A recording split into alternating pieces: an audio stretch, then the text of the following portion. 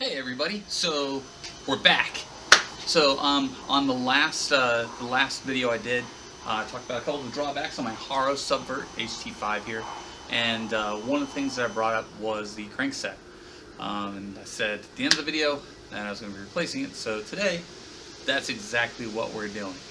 So let's get to it.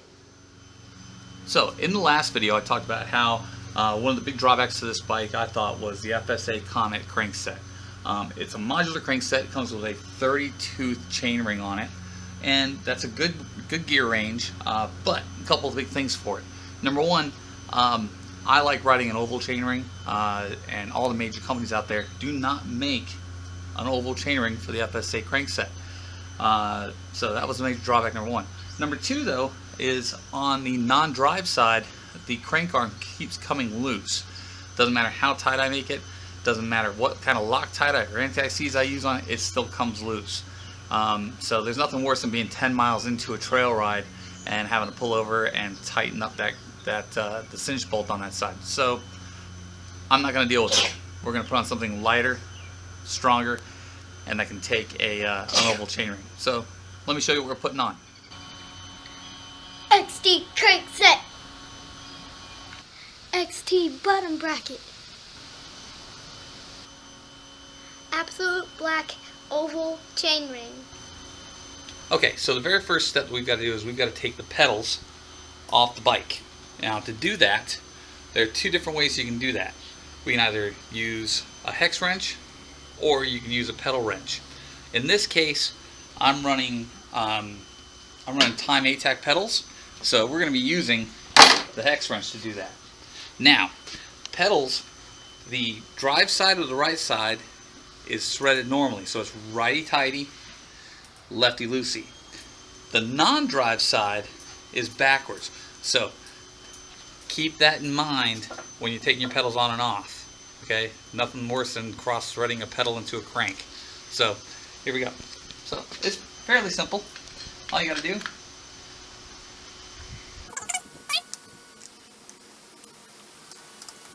Whoops. I wasn't supposed to drop it, but there we go. So one pedal off. I'll go ahead and I'll take care of the other side, and then next up is we'll pull the chain and we'll pull the crank arm off. Okay, now to remove your crank arms, what you're going to do is on the FSA crankset, it takes a 10mm hex wrench, a bolt here, same thing, righty tighty, lefty loosey.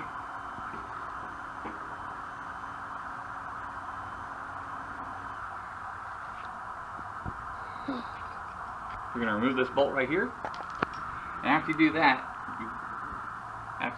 you've got to wiggle this, and it'll work its way loose, and then your crank arm pops off. Okay.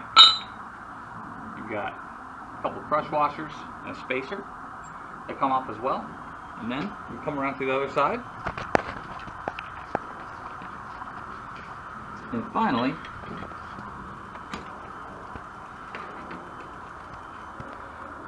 crank arm just slides off, and that's removal of the FSA crank. Okay, so next up is we got to finish taking this bottom bracket out, and to do that I have my assistant Sean. Hi. Hi. So Sean, to do this you need this guy. Thank you. Whoa. Alright, so go ahead and let's toss that onto the bottom bracket, and Sean, you're going to turn it like a clockwise. So there you go, all the way around. We did it wrong. Yep.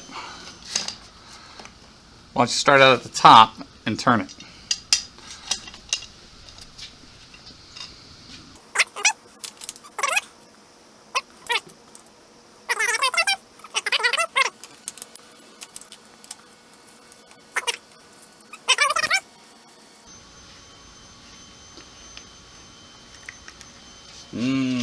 Show it to me.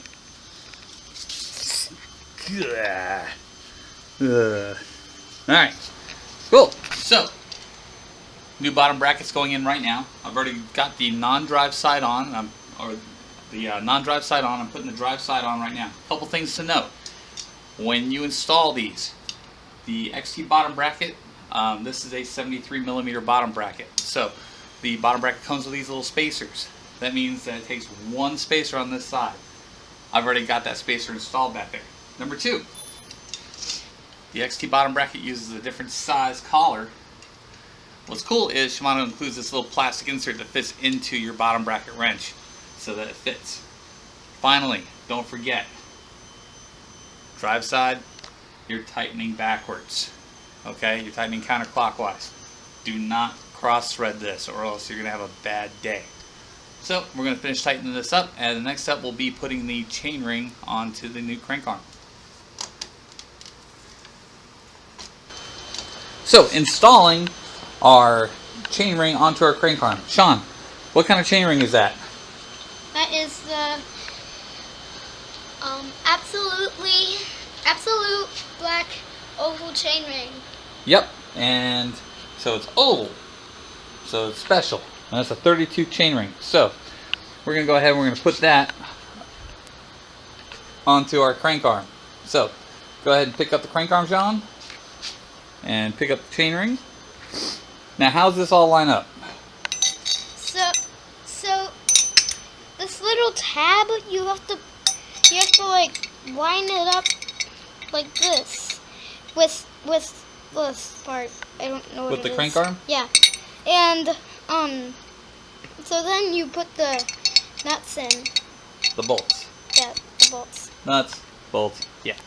Nuts and bolts. Okay, so that gets lined up just like that guy right there with the tab right there. Good. All right, Sean. So grab hardware. Do you know what this white stuff is that you see on these bolts, Sean? No. That's called Loctite, and it keeps the bolts from backing out once we tighten everything up.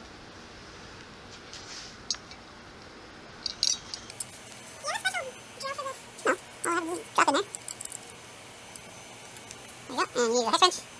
Wrong hole. How is that going to tighten up the chain? Maybe we should put it in this one. Like this? No, maybe we should put it into this hole. Right? New back wrench. There you go. Alright, so tighten it up. Use the one side.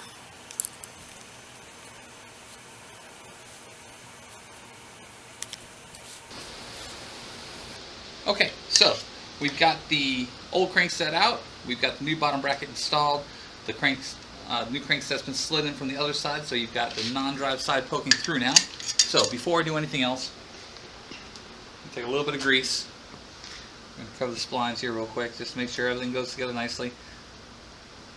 Make sure everything's nice and smooth. Okay.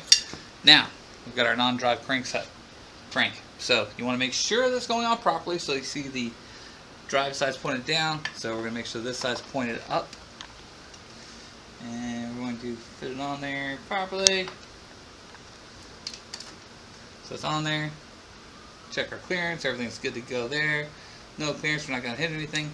Now, the first thing you're going to do is this is called a preload bolt. And this guy pops in here. And before we tighten anything else down, we're going to cinch this guy down. Now, if you've got your Park tool bottom bracket tool, you'll see it's got for the bottom bracket on this side. The other side has the little guy to be able to tighten up our preload bolt. So we're just going to slip this guy on here, and we're going to tighten that down.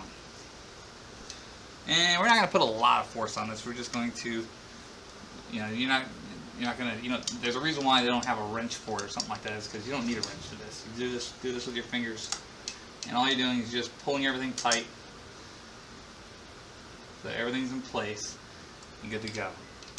This bolt, when we're done, actually doesn't do anything when we're finished. Kind of like the cap on a headset. So that's on there. This little plastic tab, we want to make sure that's pushed in there and is down properly. Final step, 5mm hex wrench. Now, there is a bolt on one side and a bolt on the other. Okay? Do not tighten one side down all the way and then come to the other side. You want to alternate. So you want to tighten. You want to tighten until there's some force on it. Come to the other side. Same thing. And you're going to work your way back and forth until everything's good and tight. Okay? So, crank set's installed. I went ahead and I tossed the pedals back on. Remember, there is a left side and a right side. Again, same thing I've said several times in the video. Don't forget that they thread on a certain way, okay? So the final step is to put our chain back on. Now, if you take a look, come on closer. This is what's called a narrow wide chainring. You'll see that you've got some narrow teeth and some wide teeth. And that's so that I don't have to run a front derailleur or a chain keeper or anything like that. The chain stays on there going over jumps, rough terrain, things like that. It doesn't bounce around. So when you go to put this on there, make sure to line up your chain with the narrow teeth and the wide teeth when you put it on there. So now we're on there. Now we're going to go back here to our derailleur, which I forgot at the beginning of the video. You want to make sure that you have the clutch off when you're doing that part, but go ahead and put the clutch back on, and we're good to go there. Final step, spin everything and make sure it all looks okay. One of the cool things about the oval chainring is, of course, it is oval. People think that you might need to run a longer chain. You don't. I took off a 32 chainring, I put on a 32 chainring. I was oval, and you'll see that everything's working fine. If you go back here and you look at the rear derailleur, you'll see the rear derailleur is barely moving at all, changing chain tension. So no need to worry about your chain length or anything like that if you're changing out, you know, one size chain ring for an oval chain ring if they've got the same number of teeth. So there we go, done. Next step, we'll take it out on the trail, see how it rides, and I'll let you guys know. Thanks.